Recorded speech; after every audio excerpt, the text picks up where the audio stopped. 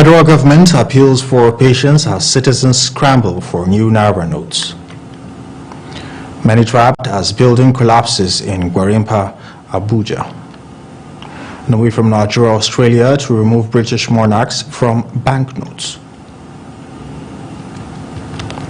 Hello and welcome to News Live here on VR Television. My name is Philip Sleva. Now moving forward, Nigeria's Federal Executive Council has approved over 4 billion naira for the execution of contracts in 3 universities in the country. The Minister of Education, Adamu, disclosed this to State House correspondents at the end of Wednesday's meeting of the council presided over by President Muhammadu Buhari. He revealed that the council approved a total sum of 4.078 billion for 3 contracts in the Osun State University, Osogbo, the Federal University, Lokoja, and National Commission for Nomadic Education.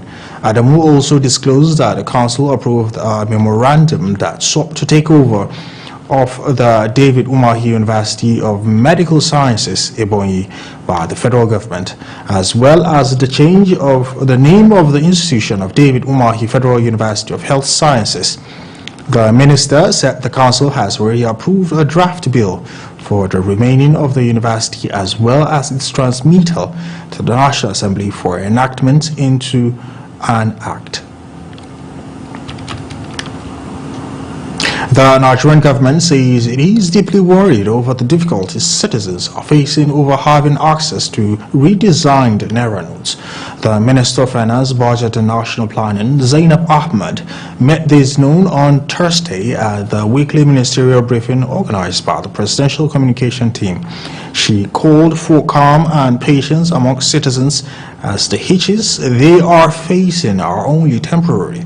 The finance minister noted that the central bank redesigning policy has a positive side of mopping up a lot of currency within the short time, which was one of the objectives of the policy.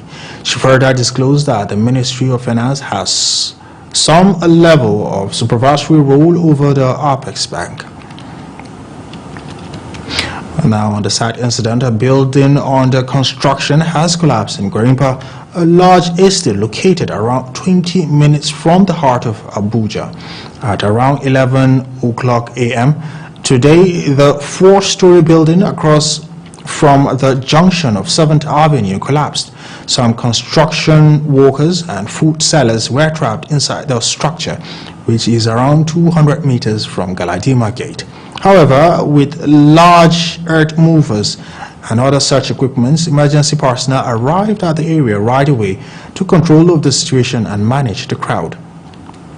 Police, civil defense, road safety, and even some construction companies, because no one agency has all the equipment that is needed to perform this kind of complex operation. Therefore, you have this support of all stakeholders, because in this kind of rescue operation, it's a stakeholder activity. That is why there are so many support and contributions that are being made. And as for the rescue, it's going to continue until we get to the last victim in this operation. At the time of filing this report, 11 persons have so far been rescued. The Federal Emergency Management Agency, FEMA, in the Nigerian Federal Capital Territory Administration, FCTA, has warned that any fueling station that violated the minimum safety standards on product discharge will not only be sanctioned but may also stand to lose their operating license. The Director General of the agency, Dr. Abbas Idris, disclosed this during a chat with journalists in Abuja. The DG explained that not only that, they may be compelled to pay compensation to any third party whose property got affected as a result of their negligence. He made it clear that the Minister of the FCT, Muhammad Bello, is worried about the increasing cases of filling station fire disaster in the territory and therefore directed that such filling station must be sanctioned for violating the laws regulating their business. The DG further stated that the FCTA was putting modalities in place to ensure that all filling stations in the territory have public liability insurance and maintain a minimum standards of fire defense equipment where the staff is adequately trained on safety standards.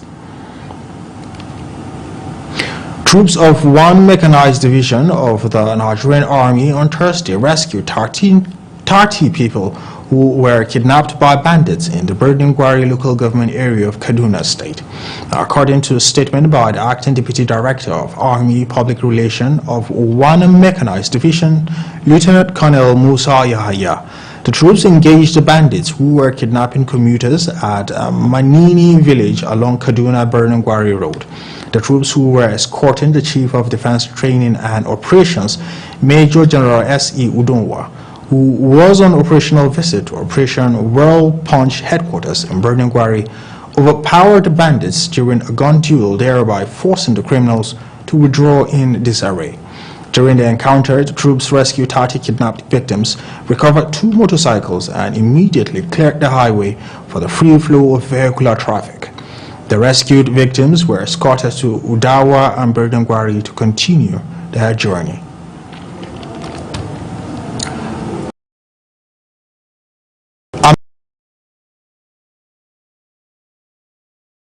Amnesty International has thrown its weight behind 2 Niger Delta communities for instituting a suit against Shell over oil spills. More than 13,500 residents from the Okele and Bile communities, which have been devastated by oil spills, have filed claims against Shell at the High Court in London.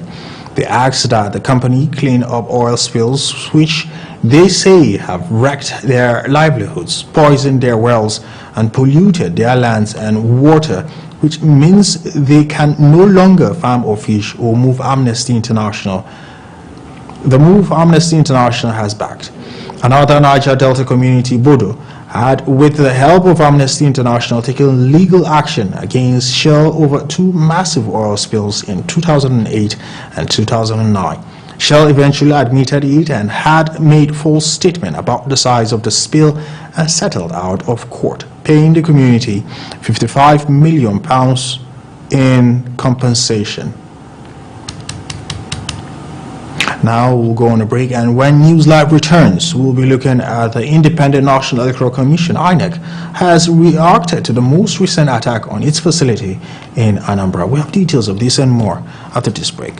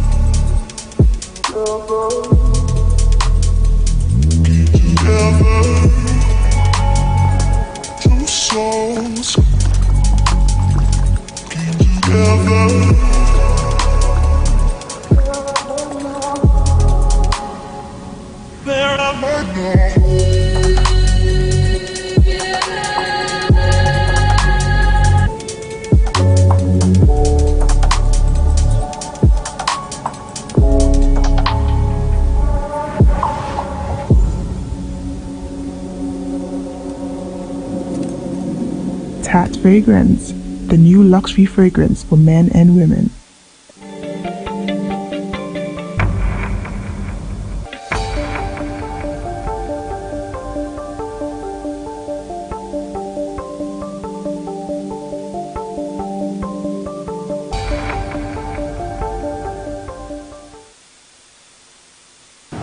Well, it's so good to know that you are still with us on News Live. Now, if you're just joining us, here is a recap of our top stories.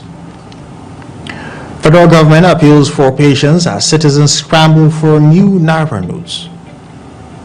And also many trapped as building collapses in Gwarimpa, Abuja. And away from Nigeria, Australia to remove British monarch from banknotes. Moving forward, the Independent National Electoral Commission, INEC, has reacted to the most recent attack on its facility in Anambra State. The INEC office in Idemili, South Local Government Area of Anambra State, was attacked and set ablaze by unknown gunmen on Wednesday.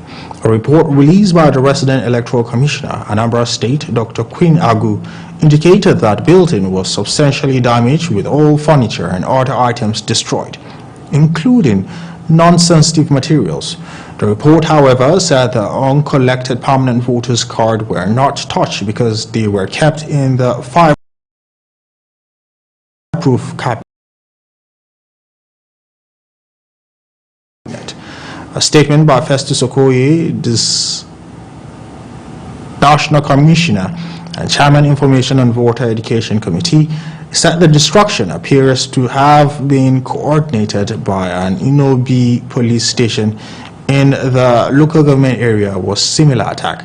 The commission further vowed that nothing will stop the presidential and the National Assembly election from proceeding on 25th February 2023 as scheduled.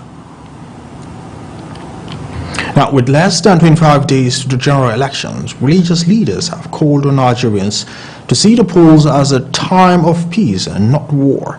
The clerics gave the advice at the Interfaith Peace Summit with the theme Persecuting Peaceful Election, the Role of Faith Communities, organized by the NTA Abrahamic Mission in conjunction with Al-Habibiyah organization in Abuja. At the event, Bishop Peter Ogumuyiwa of the African Church, Diocese of Abuja and the 19th Northern States, said every candidate was a creation of God. According to him, Nigerians should allow the will of God to prevail, putting away religious and ethnic bigotry. Speaking in the same vein, presenter of Abrahamic Mission, Imam Faud Ademi, said one of the ways of getting things done in Nigeria was through the religious path, and that it was pertinent to sensitize religious leaders and followers on the need for peaceful coexistence. The Coalition for Better and Brighter Nigeria, CBBN, has said that the nation is in dire need of credible and God-fearing leader that will take it to a greater height. Prophet Isa El-Buba, convener of the group, stated this at a training on activation and grassroots mobilization organized for some political and community leaders in Jos. Now our correspondent Nasru Saidu tells us more on that story.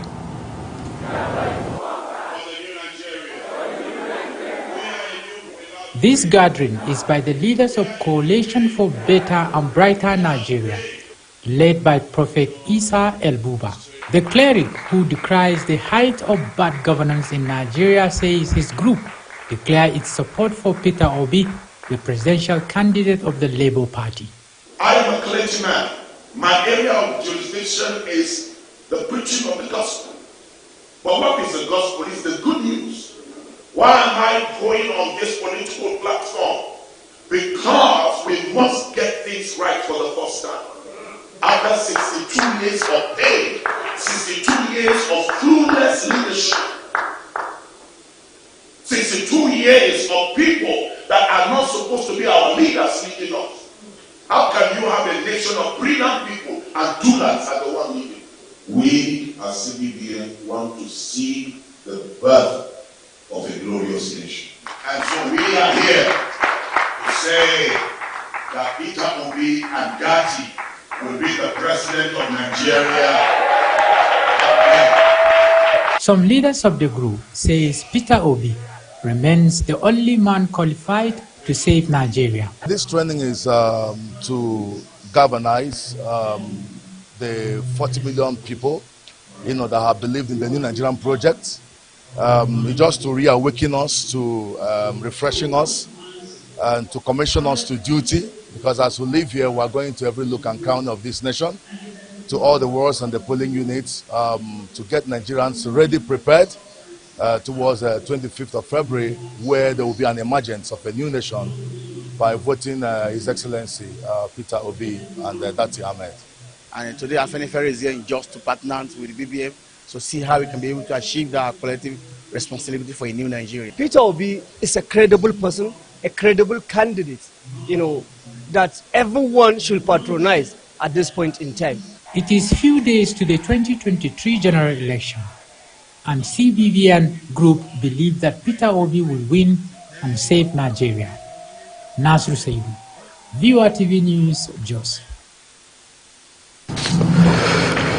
Moving forward, Osun State Office of INEC on Thursday in Osogbo dismissed media reports that its resident Electoral Commissioner Dr. Mutiu Agoke said there was overvoting during the July 16, 2022 governorship election in the state. Now, head of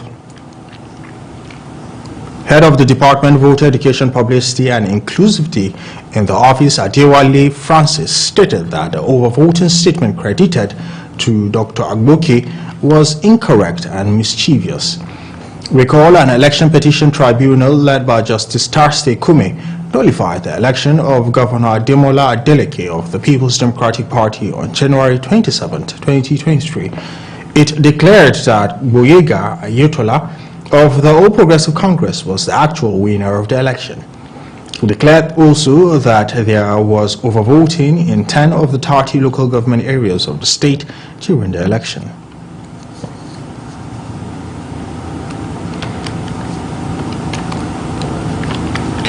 The Nigerian Communication Commission, in collaboration with Abubakar Tafawa Balewa University Teaching Hospital, Bauchi, has launched an electronic platform for patients, doctors, and management to reduce bottlenecks in healthcare service delivery.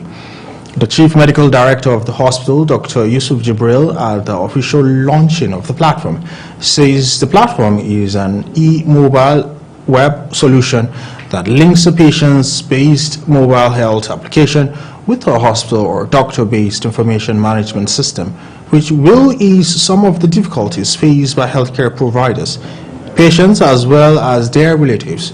Now, Bauchi State correspondent Awal Hassan completes the story. For a long period of time, many people are worried about the hardship being encountered in many health facilities, especially the tertiary ones, ranging from congestion at the registration unit, difficulty in paying medical bills at banks, as well as missing hard copies of patients' records, among other challenges. Patients suffer a lot when they come to hospital in terms of getting registered to see doctors, making payment, and also going to the service area to access service. Usually they will stay a lot of time, some of them are very sick, some of them are very old. But there's a technology now that is going, that's been there for long. Only that it has not reached us, or we have not, be part of it. But now we realize that it's important to follow the trends, whereby digitalization is the in thing now, worldwide. The Federal Ministry of Health and the Nigerian Communication Commission (NCC) selected the Abubakar Tafawa Balewa University Teaching Hospital, Bauchi, along with 5 other health institutions across the 6 geopolitical zones to benefit from the Smart Clinic telemedicine suite. This thing started just 2 years ago when we improved the optimization of these services. So by today now we have already reached our peak, whereby the patient now will access our service easily and can be accessed remotely also without coming to the hospital. It's going to reduce the waiting time for patients. It will improve the quality of care we are giving, and to improve the patient, the doctor or patient, the health workers that will give the service within short time. So the congestion you are going to be seen before, now is going to be less, and the patient will be happier than before.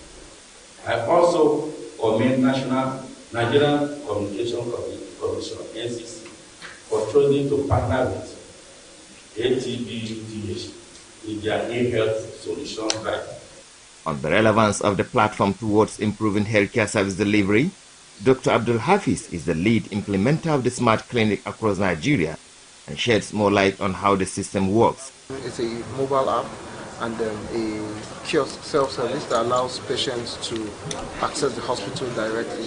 So in other words, the patients can now book appointments by themselves on their mobile phone, on their tablet, or any device. They can also make payments from their own device. So instead of patients moving from one pay point to another, spending 2 hours trying to get their registration paid, they can now pay from their mobile phone.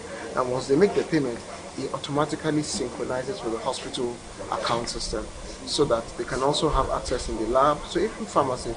Earlier speaking, Executive Vice Chairman and CEO of NCC, who was represented by the Commissioner from the Commission, says the Prime e-Health Hub is one of the recipients of NCC grant aimed at facilitating funding for the innovation startup ecosystem, adding that the grant was provided by the Commission to deploy smart clinic solution to facilitate appointments and payment to reduce queues in hospitals. Awal Hassan, URTV News, Bauchi.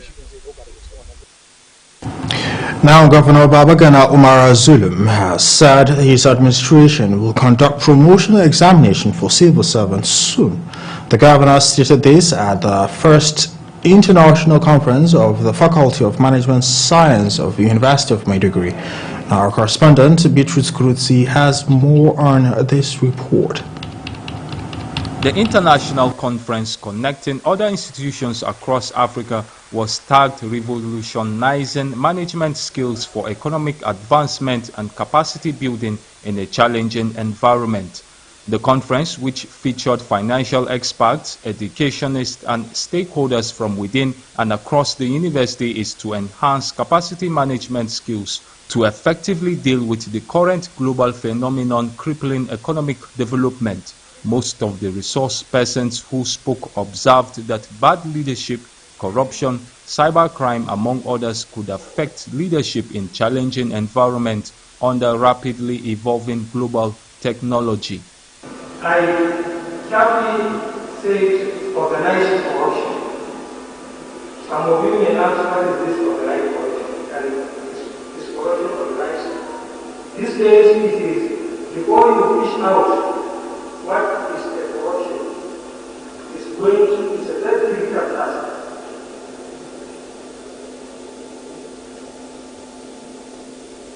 If you follow the meaning of what corruption is, you cannot find where corruption is. The University of Maiduguri will also strive to keep the university's core values, tradition, and culture alive. As a matter of principle, therefore, I will sustain and vigorously promote academic traditions and cultures, such as holding conferences, seminars, and symposiums, which are significant and define us as a community of intellectuals. Meanwhile, the governor of Borno State said his government, in ensuring effective service delivery to the people of the state, will soon conduct its first civil service promotional exams. I directed the introduction of promotion examinations for all civil servants in the state, the first time in the history of the state, which is with a view to ensuring putting the right people in the right places for quality service delivery to our people. Intellectuals believe that the conference will boost the institution's visibility and prepare future professionals to tackle local, national, and international challenges. Beatrice Kuruti, VOA Television News, Maiduguri.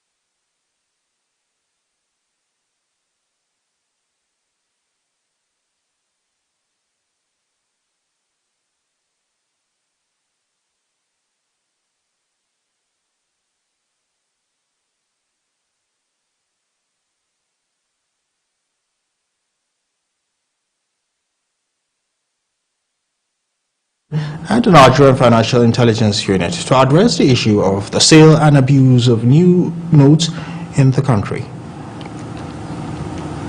The Nigerian Electricity Regulatory Commission has disclosed that it has issued 11 new electricity generation licenses. This was disclosed in NERC's newly released report that details its activities in the first quarter of 2022. The regulator did not reveal the names of the new electricity generating companies and their capacity. The approval of 11 new GENCOs take the country's electricity generating plants to 40, as at 29 of them, 26 gas plants and 3 hydro plants before the latest edition. The 29 existing plants have a combined 13.461 megawatts capacity, but they have been unable to generate up to 5,000 megawatts for some years. Experts say Nigeria needs at least 30,000 megawatts to reach electricity sufficiency. Now, Coronation Merchants Bank has predicted that foreign exchange liquidity crisis affecting the economy may linger further. The chief economist of Coronation Bank, Chinwe Igwim, made this known via a statement while speaking on the launch of its 2023 Economic Review and Outlook report, which focuses on trends for core macroeconomy indicators and relevant emerging policy themes that will shape 2023. In the report titled Baton Handoff, Economic Headwinds and Expected Resilience, Igwim predicted that 2023 brings with it a mix of economic conditions.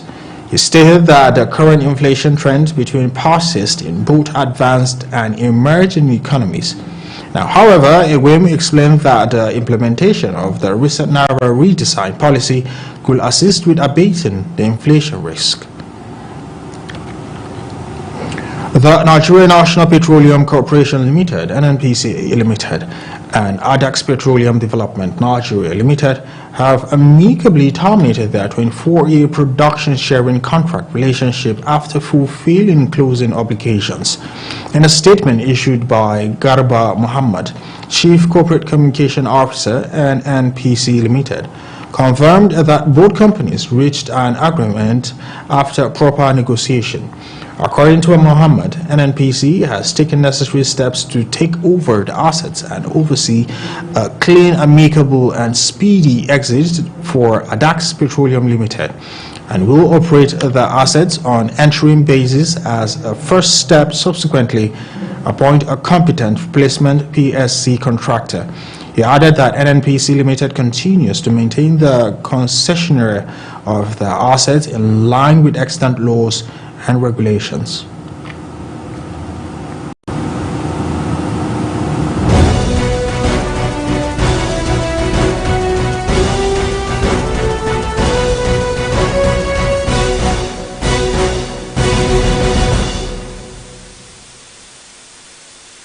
And away from Nigeria, Chad will open its embassies in Israel. This comes after the two countries renewed diplomatic ties in 2019. And meanwhile, President Mohammed Debi visited Israel and met Israeli Prime Minister Benjamin Netanyahu in Jerusalem. Chad, which has a majority Muslim population, cut ties with Israel in 1972. Netanyahu's office said the two leaders will officiate the opening of embassies, but not mention where it will be located.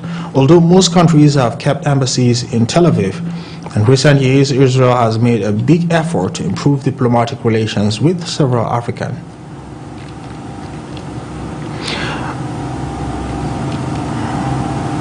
The suicide bomber who killed more than 80 police officers at the mosque inside a sensitive compound earlier this week entered wearing a uniform and helmet, a provincial police chief said Thursday.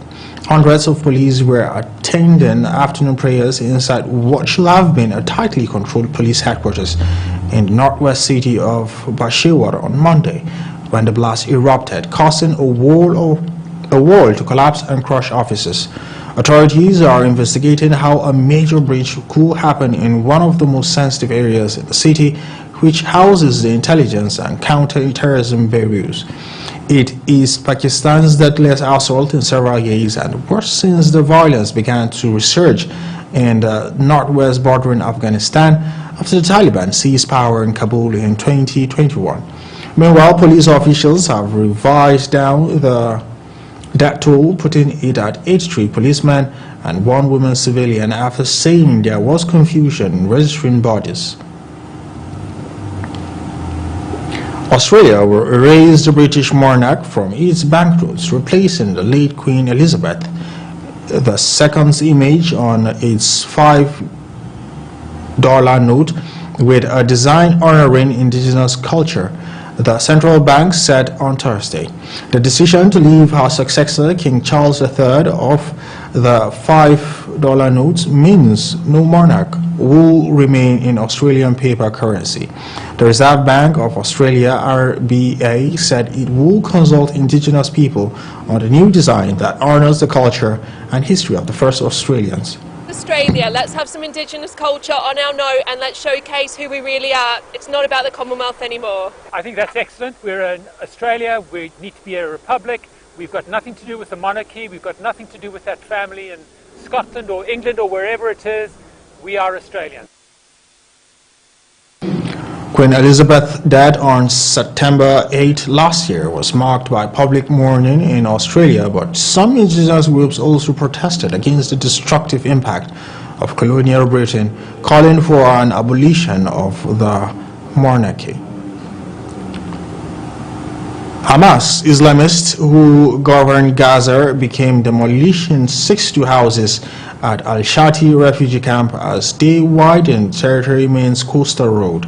With Egyptian and Qatari funding, most of the affected residents accepted financial compensation, totaling sum of $3 million in exchange for giving up their homes. Hamas government spokesperson Salama Marouf said, but a handful has refused, instead facing down a move they say is destroying their community. Every morning for around a week, families, many of them refugees in Gaza from the 1948 conflict following Israel's creation, watched as their houses were reduced to rubble.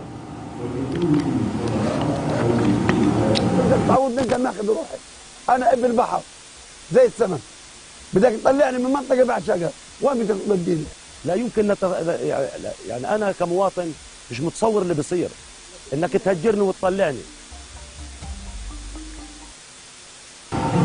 And with that, we end News Live. But before we go, here is a recap of our top stories. The federal government appeals for patience as citizens scramble for new Naira notes. And also many trapped as building collapses in Gwarimpa, Abuja. And away from Nigeria, we've heard Australia to remove British monarchs from banknotes.